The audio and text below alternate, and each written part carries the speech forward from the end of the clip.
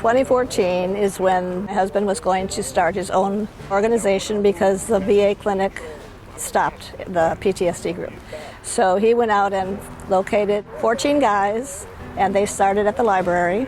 We didn't have any idea of what we were going to do. We wanted to help each other. If one of us had got into a bind or needed medical attention or anything, we wanted to help each other.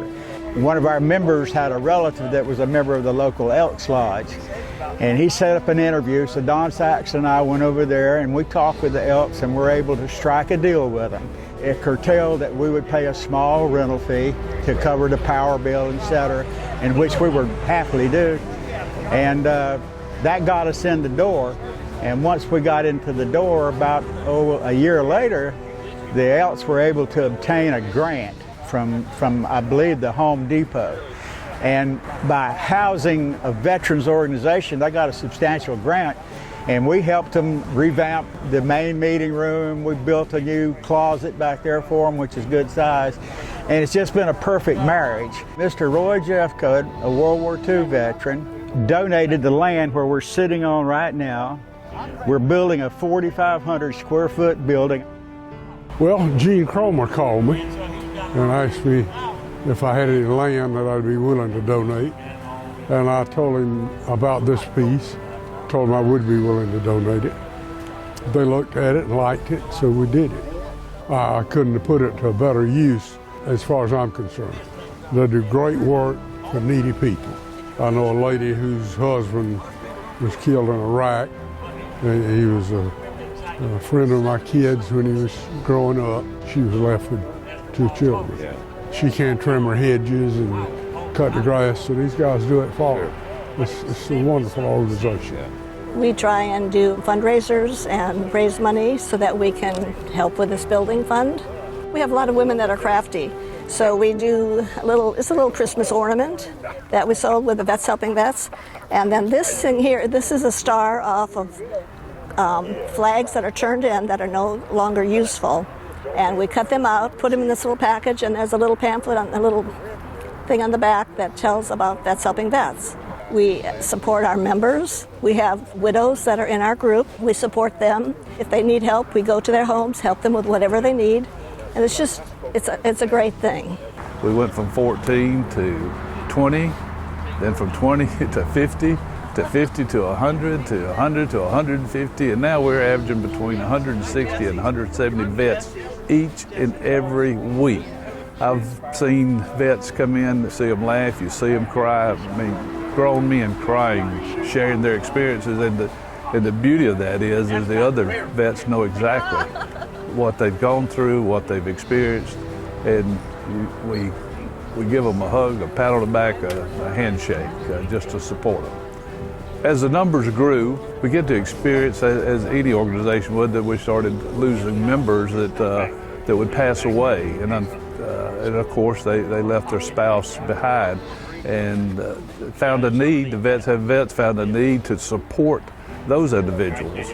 So they offer the wives or the spouses that they will come out and do various activities or things with them, such as cutting grass, building handicap ramps, trimming shrubs, anything that they can do to help a spouse that's willing to do.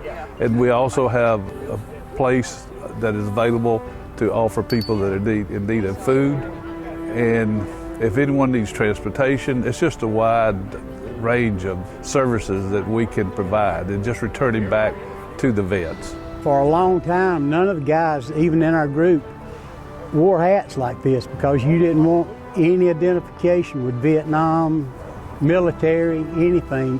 And it was only maybe 8-9 years ago that we were allowed to be proud of our service. Now we wear these, and it's not so much as a way to draw attention to us, but as a way to identify other people so that we can thank them for their service. And it's a brotherhood. It's the biggest brotherhood we have in the United States. And veterans are going to always be here in the United States because that's just the way we are.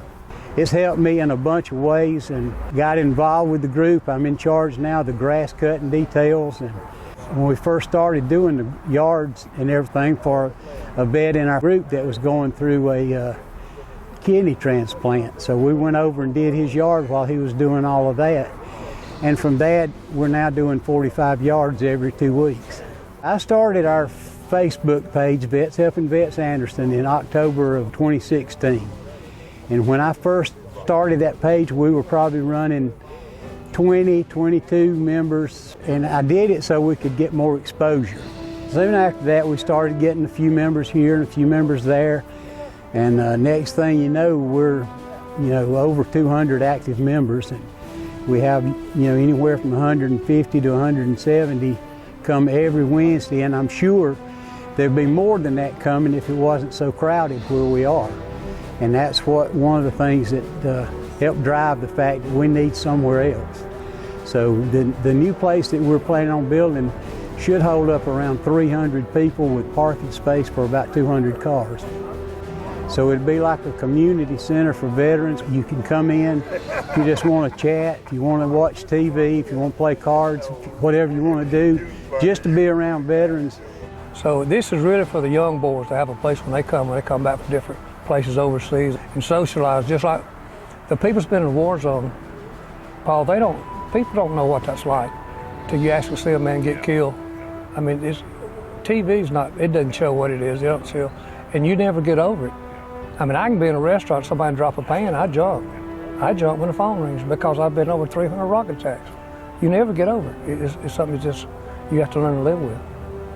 And over time, we decided it would be called Vets Helping Vets, and we have a logo of the 3 soldiers from the Vietnam Memorial. And the reason I chose that is because in 1991, the Airborne was having a reunion convention there in Washington, D.C.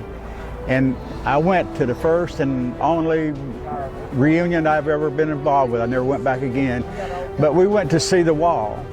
And when we got there, they were cleaning up the 3 soldiers. Someone the night before had poured paint all over it. I was an angry person about that. And that's why I chose the wall, because it shows veterans from all races. It shows veterans together.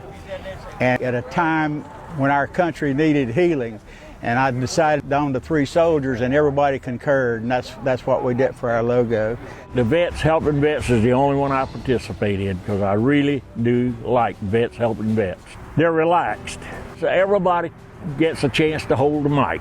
I never feel that I've said something wrong or done something wrong or any of that. And I knew we have a Monday night meeting for combat veterans, and I knew if one of them guys tell them, "Joe, I got your back," that's until death. I know that, and that is a wonderful feeling. It really is.